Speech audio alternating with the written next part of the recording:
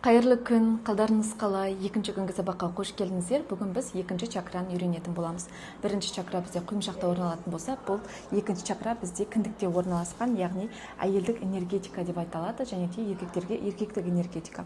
Енді біз бірінші күнгі сабақта барлықтарыңыз жаздыңыздар, мен айтып жатқандай болды. Жалпы энергиямызды көтеру үшін өзіміздің қорқыныштарымызды білу керек екен ғой деген өте жақсы пікірлер алып жатырмын. Пікірлердің барлығын оқып шықтым. Ең көп пікір жазған бұл қорқу. Өліп қалам ба деп қорқам, балам бірдеңе болып қалама деп қорқам, ата-анам қайтыс болып кете ма деп қорқамын, жұмысқа шығудан қорқам, төбелесіп жатса соны көргеннен қорқам дейді. Жалпы бұл сезімдердің барлығы неге бізде болады деген сұрақтарды мен сіздерге бірінші сабақта айттым. Көбінесе бұл біздің кішкентай кезіміздегі біздің көріп өскен өмірлерімізден алған сабақтарымыз.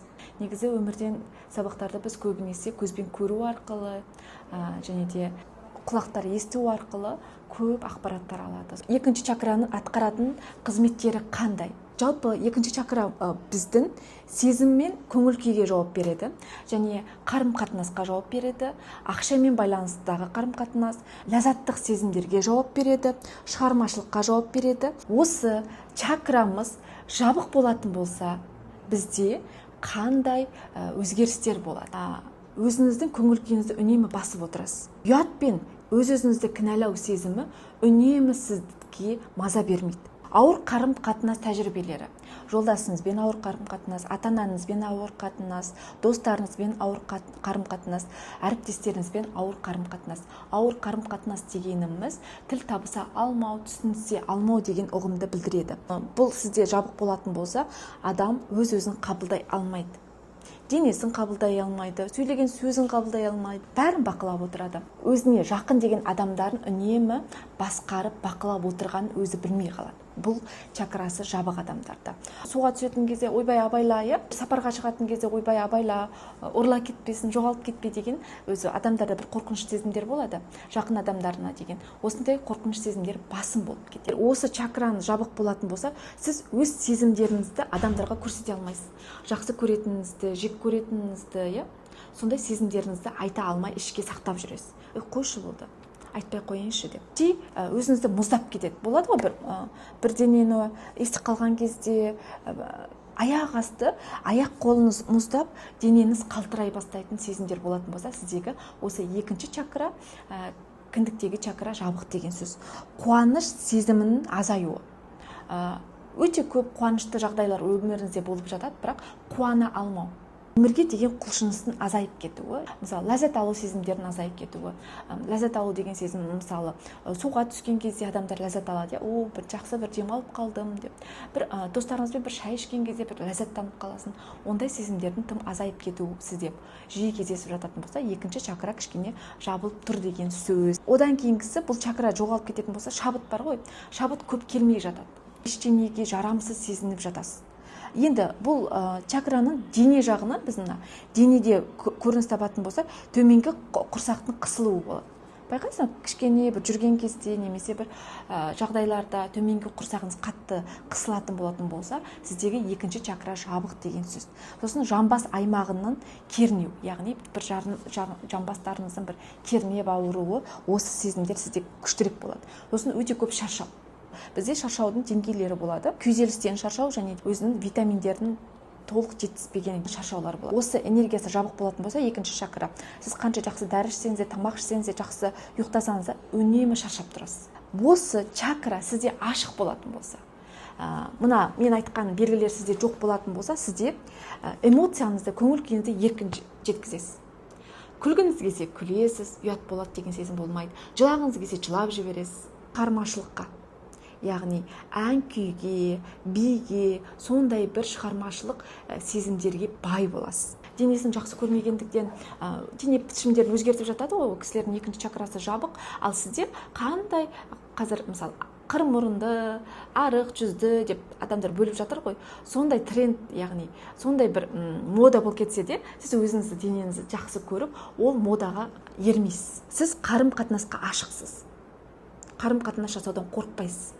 Мысалы, жолдасыңызбен қарым-қатынаста сіз қорықпайсыз, ол мені тастап кетеді деген. Екіншісі, отбасыңыздағы қарым-қатынас, бауырмен, ағайын туыстармен өте ашықсыз, қорықпайсыз.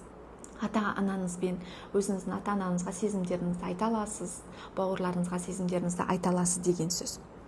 Бірінші чакра, екінші чакра біз үйреніп жатырмыз, өзімізді танып жатырмыз ғой, тану процесі ғой бұл сабақтардың барлығы. Енді бұл чакралар жақсы Арай. Менде бірінші чакрада жабық екен, екінші чакрада жабық екен. Жаным, енді біз бұны қалай ашамыз деген сұрақтар келеді. Мен бірінші күнгі тапсырманы сіздер бүгін орындадыңыздар. Біз ақырын жазу арқылы, тұзды сумен түсу арқылы, осы сабақтар тыңдай беру арқылы біз көзімізбен құлағымызды миға ақпарат береміз. Сіз миға не айтасыз, ми соны орындайды. Сіз миға мен шаршап тұрмын десең, жақсы, менің қожайыным Арай шаршап тұр екен деп сізге шаршау сезімін жібереді. Мен өмір сүргім келмей кетті, мына әлем нелеген қатыгез десеңіз, Арай бұл әлемді қатыгез, сондай жаман деп тұр, Арайға бұл сезім ұнайды дейді, сол қатыгез сезімдер сізге жібереді. Яғни біздің миымыз, ойлау жүйеміз бізді қатты жақсы көреді. Сіз не ойлайсыз, сіз қандай тілде сөйлейсіз, ол соны ғана естиді.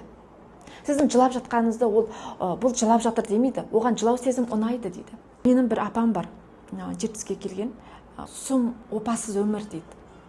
Әлі күнге сол сөз айтады. Жолдасы қайтыс болды, ұлы қайтыс болды, келіндері кетіп қалды.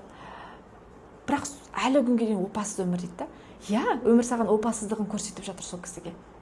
Мен ол кісіге алдында бір айтып қойдым. Апа, болды ғой, енді жасы 70-ге келді. Енді әлі сізде 30 жыл өміріңіз болуы ғажап қой. Неге опасыз өмір деп айта бересіз? Опалы өмір деп айтыңызшы деп. Қазір айтады, мен соны неге ертерек білмедім екен деші дейді. Сосын мен айтамын, әлі бар ғой өмір. Қазір 70-тегі адамдар деген мықты болып жүр. Өз-өзіңізді шабыттандырыңыз деп сондай бір жақсы сөздер айтып едім. Қазір өз-өзін шабыттандырып, жаяу жүріп, көңіл күйім жақсы болып қалды дейді. Сол сияқты біз 70-ге келіп өкініп отырмай, қазірден бастап біз әрбір сөзімізді, ойымызды жөндесек, Бұл сабақтың негізгі мақсаты да осы. Неге біз осы шектеулі ойлардан толық арыла алмай жүрміз? Бұның барлығының себебі біз сенбейміз. Ойымызды өзгерту арқылы, өзіміздің блоктарымызды түсіну арқылы, өз өмірімізді өзгерте алатынымызға біз әлі күнге дейін сенбейміз. Біз әрекет жасамаймыз. Сондықтан да бізде осы чакралар бойымызға еніп алған. Енді бүгіннен бастап сіздер өздеріңіздің чакраларыңызды ақырын біліп жатырсыздар. Бірінші чакра бізде құйымшақтағы чакраның қандай болатынын, екінші чакра мына кіндіктегі чакраның сіздің өміріңізге қалай әсер етіп жатқанын, бұлардың барлығы сіздің балалық шақтан, бұл біздің балалық шақтан жылдар бойғы өмірімізге жазылған бағдарлама. Мәселен, мына телефонды Apple компаниясы бағдарлама жасады. Сол сияқты дәл қазірге дейінгі, дәл бүгінге дейінгі біздің өмірімізді бағдарлама жасалып қойды. Енді біз ертеңгі күнге өзіміздің өмірімізді бағдарлама жасауымыз үшін біз өзгеруіміз керек. Біз өзімізге рұқсат беру сезімін айтуымыз керек. Мен өзгеруге рұқсат беремін. Қорықпауға рұқсат беремін. Айта алуға рұқсат беремін. Сезімдерімді жазуға рұқсат беремін. Қателесуге рұқсат беремін. Бұл әлемде молшылық, байлық, ақша, қарым-қатынас шексіз. Мен ендіден бастап бұларды шектеулі деп бұны бір кішкентай бір құрыққа салмаймын. Бұл шексіз екен ғой. Шексіз болғандықтан біреудің жақсылығын қызғанбаймын. Біреудің бір жақсылығын өзімде болса екен демеймін. Себебі оның барлығы бұл шексіз әлемде болғандықтан мен рұқсат еткен кезде сол бір ғажайыптардың барлығы менің өміріме келеді деген рұқсат беру сезімін бүгіннен бастап қабылдайсыздар. Бәріне рұқсат бересіз. Ақшаға рұқсат бересіз, өзіңізді жақсы көруге рұқсат бересіз, сенімділікке рұқсат бересіз, қайсар болуға рұқсат бересіз, қателесуге рұқсат бересіз, өзіңізді шекараңызды қорғауға рұқсат бересіз, өзіңізді кемсітпеуге рұқсат бересіз, өзіңіздің армандарыңызды өзіңіз орындауға рұқсат бересіз, әлемнің шексіздік мүмкіндіктеріне рұқсат бересіз.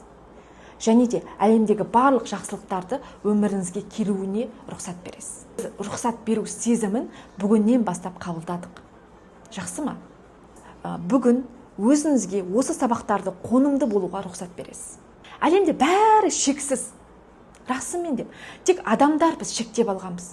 Қарым-қатынаста шексіз, ақшада шексіз, байлықта шексіз, руханият та шексіз, білім де шексіз. Байқасаңыздар, менің айтып жатқан білімімді басқа миллиондаған адамдар айтып жатыр. Мен тұрып, ойбай, неге мен ғана айтпаймын десем дұрыс емес қой. Ол шексіз. Шектейтін мен ғана. Сондықтан бәріміз шектеуді бүгіннен бастап алып тастайық. Сабақ міне бүгінгі екінші чакра осы. Мен сіздерге белдеріңізді айналдырып, мынандай жаттығу жаса демеймін. Бұл жаттығуларды мен ойлаймын, ойды өзгертпейінше жаттығулардан әзірше пайда жоқ. Сондықтан бүгіннен бастап рұқсат бердім деген іс-әрекеттермен жасайсыздар, жаяу жүресіздер, кітаптарыңызды оқисыздар, жылы суларыңызды ішесіздер, 21 күн тазаланасыздар тұзбен, иә. Енді күнделікті тапсырмаларыңызды күнде міндетті түрде орындайсыздар. Сіздермен жүздескеніме қатты қуаныштымын. Сау сәлеметте болыңыздар.